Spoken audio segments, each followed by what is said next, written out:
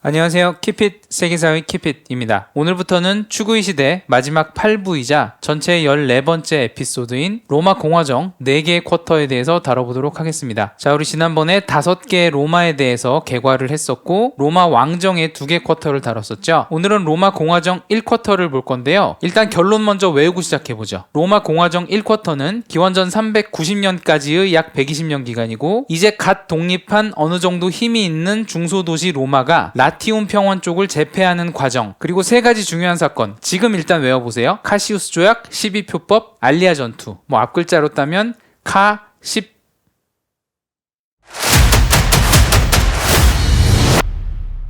알렉산드로스의 마케도니아 제국은 단기간에 쫙 넓히고 그 직후로 딱딱딱 구획을 나눠서 떨어지기 때문에 뭔가 큰 그림을 잡기가 좋은데요. 로마사는 굉장히 타임스팬이 깁니다. 더구나 그 안에서 복잡성이 너무나 크기 때문에 자세히 들어가면 그 분량이 끝도 없어지고 마침 그 디테일한 내용들에 대해서는 이미 좋은 컨텐츠가 굉장히 많이 나와 있습니다. 그렇기 때문에 저희 키피 세계사에서는 오히려 역발상으로 생략할 것은 과감히 다 쳐내고 진짜 딱 시공간의 매핑과 반사신경에 가까운 핵심 표어에만 집중하겠습니다. 뭐 멋있는 에피소드 다 빼고 특히 복잡 다단한 사람 이름은 웬만하면 다루지 않을 거예요. 로마 공화정은 이 기조로 가볼게요. 자, 로마 공화정 1쿼터 시간의 시줄. 로마 공화정 1쿼터는 기원전 509년에서 390년까지라고 봐도 되고 국제 정세 기준으로는 아테네의 페리클레스 소크라테스 시기 전후의 120년 정도라 봐도 되는데 그냥 가장 단순하게 기원전 390년 이전이라고 생각하시면 됩니다. 자, 기억하세요. 로마 공화정 1쿼터 하면 기원전 390년 이전. 두 번째, 공간의 날줄. 공간의 날줄 면에서 로마 공화정 1쿼터는 테베레강 남부의 어느 정도 힘 있는 독립 소도시 국가 로마가 라티움 평원 전체를 제패하다가 막판 기원전 390년에 북방 민족에게 털려서 나라 시스템을 리셋하기까지의 과정입니다. 아직은 굉장히 작은 동네 얘기고 국제 정세를 보면 저 변방 서쪽 구석 얘기고요. 이미 이 시기에 동쪽에서는 아케메네스 페르시아 그리고 아테네의 전성기 및 델로스 동맹 그리고 중국은 한창 춘추 전국시대 중후반이 진행되고 있었습니다. 자, 이 그림이 로마 공화정 1쿼터 후반쯤의 얘기인데 테베레강 남동쪽의 로마가 이제 막 라티움 평원을 장악하기 시작한 시기입니다. 완전히 단일 국가로서 정복한 것이 아니라 여러 라티움 동맹의 맹주가 되었다고 하는 표현이 정확합니다. 동맹의 맹주이지 정복국이 아직 아닌 거예요. 예전에 아드리아에까지 뻗쳐있던 에트루리아는 서쪽으로 좀 많이 쪼그라들었고 그 대신에 가장 전성기던 켈트족이 여기까지 내려왔죠. 그리고 여전히 마그나 그라이키아 세력은 있었고 그리고 여기 아펜니노 산맥을 따라서 산악 민족인 움브리아족과 쌈니움족이 존재하고 있더라 정도까지만 하고 지나가고요. 자, 3가지 주요 사건 기억하랬죠. 첫 번째 주요 사건은 카시우스 조약입니다. 라티움 동맹은 테베레강 이남, 우리로 치면 한강 이남 경기 남부 지역에 라틴 계열 언어를 쓰는 여러 도시들이 외부의 침입에 공동 방어하기 위해 만든 일종의 느슨한 군사 동맹입니다. 이미 로마 왕정 2쿼터에 시작이 됐었고요. 당시만 해도 알바룬가가 중심이었습니다. 그런데 에트루리아의 상어방 시기를 거치면서 로마가 점점 힘이 세지면서 더구나 기원전 509년에 공화정이 되면서 이미 어느 정도 지역 강자로 올라섰는데요. 여기서 더욱더 경기 남부 라티움 평원의 이 동맹들을 장악한다고 보여주는 이 상징적인 조약이 기원전 493년의 카시우스 조약이고요. 내용은 이렇습니다. 로마와 나머지 모든 동맹 도시들이 1대1 관계가 되는 거예요. 외부의 침입이 있으면 로마가 전체 군대의 절반 그리고 나머지 라티움 동맹 전체가 다 합쳐서 나머지 절반씩 군대를 내보내고 대신에 노획물도 로마 하나와 나머지 전부가 반반씩 나눠 갖는 겁니다. 아, 로마가 군대도 많이 내놓고 기브앤테이크를 더 많이 하는구나 까지만 생각할 수 있는데 사실은 여기서 동맹군을 소집할 결정권도 로마한테 있었어요. 그래서 이 카시우스 조약은 로마가 라티움 동맹 전체의 확실한 맹주가 됨을 보여주는 조약인데 아까 처음에 가변성과 복잡성 얘기했잖아요. 이 카시우스 조약은 이걸로 끝이 아니라 로마 공화정 1쿼터 내내 야금야금 로마에게 점점 더 유리하게 변해가고요. 나중에 2쿼터 쌈라쌈피 중에 라티움 전쟁의 도화선이 되는 조약이 카시우스 조약이죠. 카시우스 조약은 기원전 493년에 맺어진 사실상 로마가 라티움 평원 쪽을 전부 장악하는 상징이 되는 조약이다. 두 번째는 12표법. 우리 로마 공화정 초반에 루키스 유니우스 브루투스와 그 아들 이야기 등 굉장히 다양하고 멋있는 일화가 있는데 이건 다 지나가고요. 내 치면에서는 가장 중요한 사건이 기원전 450년 전후의 12표법입니다. 3가지 백그라운드를 먼저 말씀드릴게요. 첫 번째는 문명권별로 최초 성문법의 맥락입니다. 현존하는 인류 최초의 성문법은 기원전 2100년 전후 우르 사망조의 우르난무 법전, 그리고 두 번째는 기원전 1800 1800년 전후의 함무라비 법전, 아테네에서는 기원전 621년 드라콘법, 그리고 기원전 450년 전후 로마의 12표법이라는 게 나오고요. 동아시아권에서는 기원전 400년 전후에 위나라의 이회라는 사람이 법경이라는 최초의 성문법 혹은 성문법의 전신을 만들었다고 합니다. 이것을 이어받아서 법가의 상황이 50년 정도 후에 진나라의 변법 개혁을 한 것이죠. 그래서 12표법이라는 단어를 들으실 땐 문화권별로 최초의 성문법들이라는 맥락에서 한번 체크하시고요. 두 번째 말씀드릴 것은 로마의 신분 구조입니다. 오늘은 그 중에서 민회에 대해서 약간 말씀을 드릴 건데요. 우선 이 극단적으로 단순화된 그림에는 사실은 두 가지 오류가 있습니다. 첫 번째, 혈통에 따른 로마의 신분은 크게 파트리키라는 귀족과 플레브스라는 평민으로 이루어졌다고 그랬죠. 이 그림대로라면 마치 원로원은 귀족의 독점이고 민회는 평민의 독점이라고 착시를 일으키기 쉬운데 사실은 그렇지 않습니다. 민회라는 단어 자체가 커미티하잖아요. 모여서 뜻을 나타내거나 표결을 할 수 있으면 다 민회라고 하는 겁니다. 그렇기 때문에 사실은 예전 로마 왕정에 나왔던 쿠리아 민회에도 그리고 켄투리아 민회나 트리부스 민회 모두 파트리키도 다 참석을 할 수 있었습니다. 진짜 찐 평민만 있는 민회는 커미티아 플레브스 평민회 뿐입니다. 그래서 민회라는 번역 때문에 평민만 참석할 수 있는 것이다 는 아니라는 거 우선 알아두시고요. 두 번째, 이것은 인류사에서 굉장히 공통적으로 나타나는 현상인데요. 계급을 귀족과 평민으로만 나누면 많은 경우 그 사회의 힘의 역학관계가 굴절돼서 보이는 경우가 있습니다. 무슨 말씀이냐면 파트리키는 소수의 귀족, 오케이, 거기까진 그렇다 쳐도 플레브스 같은 경우에는 이 로마가 점점 전쟁과 무역을 통해서 성장하는 사회이기 때문에 혈통은 평민이지만 재력과 군사력이 월등한 계층이 나타나기 시작을 하죠. 그래서 이 플레브스 내에서도 힘센 또 하나의 새로운 계층과 그렇지 않은 진짜 평민 계층으로 나누어집니다. 그래서 이 힘센 계층을 노빌리스라고 합니다. 더구나 이러한 노빌리스 계급들은 파트리키 계급과 클리엔텔라라는 후원 관계 혹은 상호 협력 관계를 맺어서 서로 기득권을 점점 더 공고하게 만들었어요. 자, 그래서 신분 기준으로 한 로마의 계층은 파트리키, 노빌리스, 그리고 다수의 진짜 플레브스, 이렇게 세 수로 나눠서 이해하는 게 편하고요. 물론 나중에 마케도니아 전쟁 이후에 노비 호미니스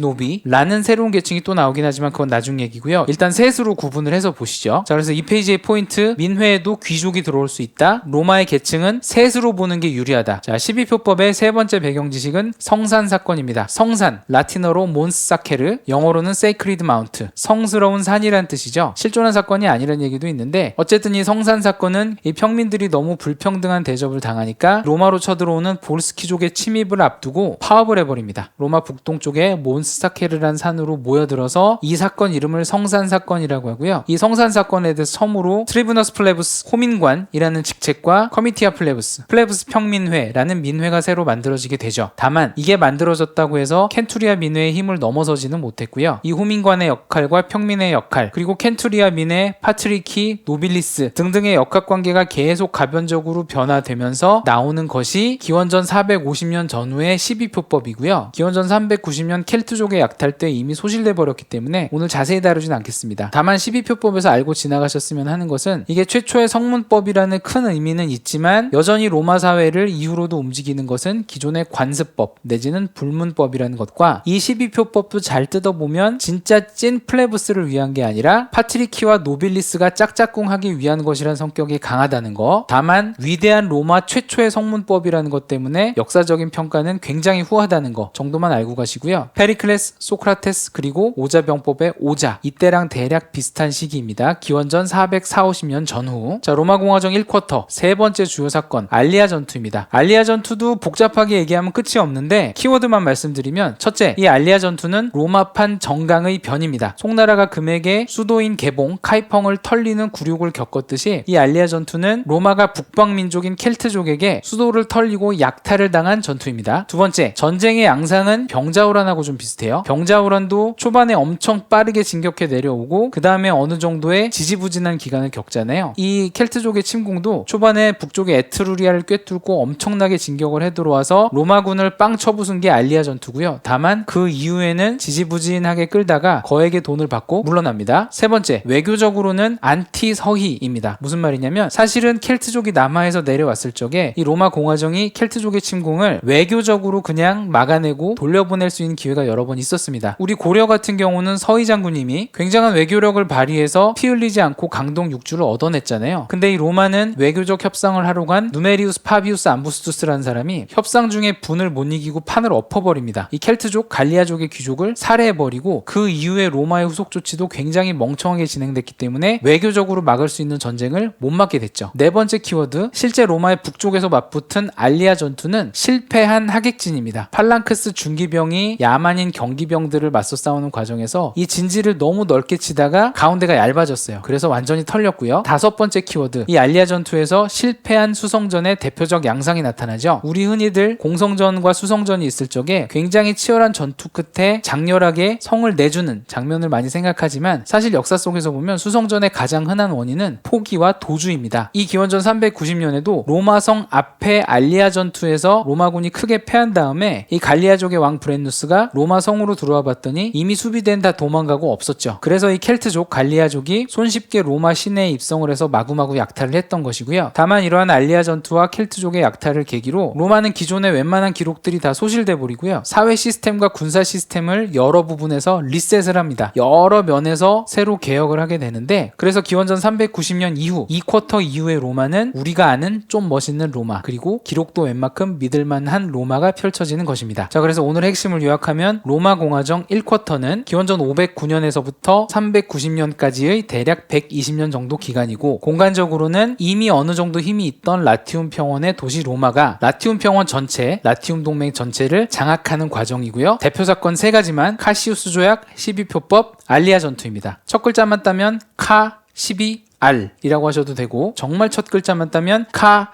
10,